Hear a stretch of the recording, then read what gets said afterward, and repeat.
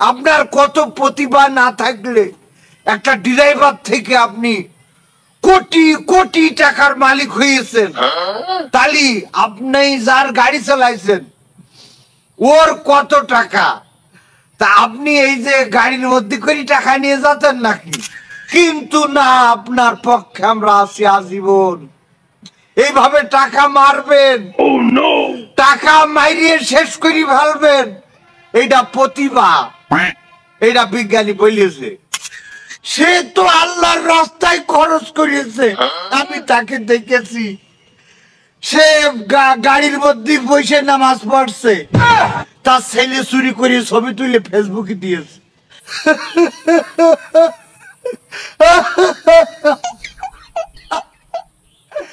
আমার আর ভালো লাগছে না আবেদ ভাই, আমার আর ভালো লাগছে না।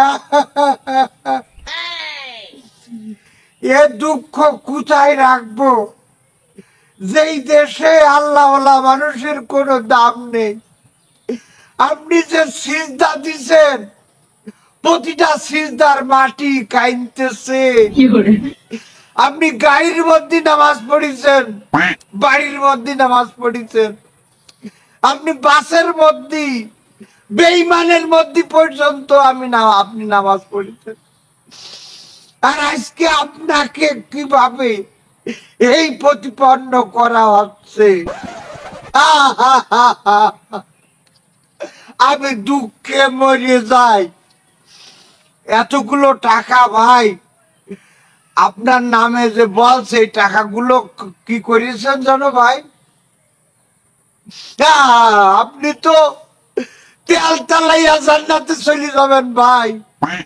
সমস্ত টাকা আপনি আল্লাহর রাস্তায় খরচ করেছেন, আর এই জাতি বুঝলো না আপনার। আমার কই যে ফাইটে যাচ্ছে। আমার ভাতিজা যখন বললো যে আপনাকে অ্যারেস্ট করেছে, আমি সত্যি মর্মাহত হয়েছি যে কোন দেশে বসবাস করি। আপনার কত প্রতিভা না থাকলে একটা ড্রাইভার থেকে আপনি কোটি কোটি টাকার মালিক হয়েছেন। তাহলে আপনি যার গাড়ি চালাইছেন ওর কত টাকা, তা আপনি এই যে গাড়ির মধ্যে করে টাকা নিয়ে যেতেন নাকি? এত টাকা ও এমনি অন্যভাবে ব্যাংক দিয়ে নিতেন। আচ্ছা ঠিক আছে, তাই এখন কথা সেটা না, কথা হইলো আজকে দেখেন এই দেশে প্রতিভার কোনো মূল্যায়ন হয় না। বিজ্ঞানী বলেছিল, বিজ্ঞানী নরেন্দ্রনাথ কাজী নজরুল, কিনা বিজ্ঞানী একজন বলেছিল, মনীষী সাকরিয়া এক্সরাটিস বলেছিল যে যে দেশে প্রতিভার মূল্যায়ন হয় না সেই দেশে বিজ্ঞানীর জন্ম হয় না। আজকে আমাদের দেশে প্রতিভার মূল্যায়ন নেই। আপনি দেখেন জিরো থেকে হিরো হয়েছেন কত। আপনার বললেন যে 11 কোটি টাকার একটা বাড়ি আছে ঢাকায়, আবার 7 কোটি টাকার বাড়ি আছে, আবার জায়গা কিনেছেন 3 কোটি টাকা খরচ করা শেষ। এগুলো তো সামান্য কিনছি, তাই না ভাই? আরো তো অনেক তো আল্লাহর রাস্তায় খরচ করেছেন।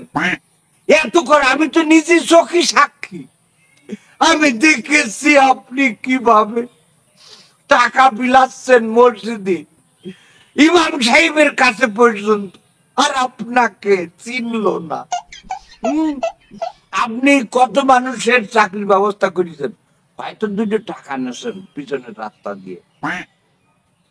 আমি বলতে চাই শোনেন, আমরা যতদিন আছে পদ্মা মেঘনা যমুনা সুরমা, ততদিন আপনি আছেন, আপনি থাকবেন, হয়তো জেলখানায় থাকবেন, কিন্তু না, আপনার পক্ষে আমরা আছি আজীবন। এইভাবে টাকা মারবেন, টাকা মারিয়ে শেষ করে ফেলবেন, এটা প্রতিভা।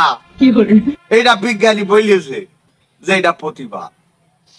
একবার আমি শুনেছিলাম মাওলানা ফখরুল ইসলাম আলমগীর বলেছিল যে তোমরা যারা দান সদকা করো, এটা হইল সদকায়ে জারিয়া। এইটা করলি মুফতি ওবায়দুল কাদের বলেছে সে তেল তেলাইয়া জান্নাত। এই জিনিসটা মাথায় রাখতে হবে। আচ্ছা, এই যে মুক্তি মাওলানা এদের বাড়ি খানে একটা চোখ আছে আর এটা তোমার ওই যে ওই যে কার কথা বললাম, ওই যে ফখরুল ইসলাম আলমগীর না ও তো মুক্তি না, মাওলানা আর মুক্তি ওবায়দুল কাদের। তো আমি এই বলেছি না, ও নাম হঠাৎ ফোনে কথা বলতে গেলে একটু নাম উল্টে পাল্টে যায়। পুরা ভালো মানুষ ছিল, অনেক ভালো, মানে আল্লাহ ওকে জান্নাতুল ফেরদাউস নসিব করুক। আমিন। বিশেষ করে ফখরুল ইসলাম আলমগীর ও আজকে ইন্তেকাল করার পর থেকে আমি অনেক দোয়া করি, মনে মরে গেছে। বেঁচে আছে। তবে যাই বলিস তাই বলিস, আজকে আপনাদের মতো লোক থাকলে ব্রাজিল কিন্তু কোপা ফাইনালে হাঁটতো না। আবে কি খেলা করে নাকি ফুটবল? মানে কোনো না কোনো ভাবে তারা খেলে। দাদা তোমার একটা কথা বলি শোনো। বল। ওই আমি ওই হুজুরদের কাছে শুনেছি বুঝলে, হাজারের মাঠে নাকি যে 5টা প্রশ্নের উত্তর দিতে না পারলে কেউ সামনে মুখে এক পা আগতে পারবে না। হ্যাঁ, তার মধ্যে একটা হলো যে তুমি টাকাগুলো কোন রাস্তায় খরচ করেছো, সেই টাকা আবেদ খরচ করেছে আল্লাহর রাস্তায়। না না না, তোমার তো এরকম কেন্দ্রে কেন্দ্রে করলে হবে না। খরচ করেছে আল্লাহ রাস্তায়, কিন্তু সে টাকাটা সে ইনকাম করেছে কিভাবে সেটি তো দেখা লাগবে। ও এটারও হিসেব নেবে। আল্লাহ তা টাকাটা কমতে সে পেয়েছে অনেক লাগাইয়েছে এটা দেখা লাগবে না? তারপরেও সে তো আল্লাহর রাস্তায় খরচ করেছে, আমি তাকে দেখেছি। সে গাড়ির মধ্যে বসে নামাজ পড়ছে, তার ছেলে চুরি করে ছবি তুলে ফেসবুকে দিয়েছে, তার বিমানের মধ্যে ছবি স্ত্রী পাশে। কত বড় নামাজি, তাহাজ্জুদের নামাজ পড়েছে, ওই ছবিটা অন্ধকার হয়ে গেছে, কারণ ফ্ল্যাশ লাইট ছিল না ফোনে। রাত্রি তো গভীর রাত্রি। আচ্ছা যাই হোক, সে যে টাকা ভালো পথে ব্যয় করেছে এটা আমাদের দেখার বিষয় না। দেখার বিষয় আছে টাকাটা সে অসৎ পথে ইনকাম করে ভালো পথে ব্যয় করেছে, তাহলে তো হবে না। না হলে আমার তো আর কিছু করার নেই, আমি তো আর না হলে তো আমি তার পায়ে ধরতে পারবো না, তাই না? না এখন কথা হইলো যে যেভাবে ইনকাম করে করুক, আল্লাহর রাস্তায় খরচ করিয়েছে, এই জিনিসটা তোমার বুঝতে হবে। ওরে ভাই, ওরা চাষা তো সেইটা তো হবে না। তোমার যে যেভাবে ইনকাম করুক, মানে ইনকামটা তার হালাল পথে হওয়া লাগবে।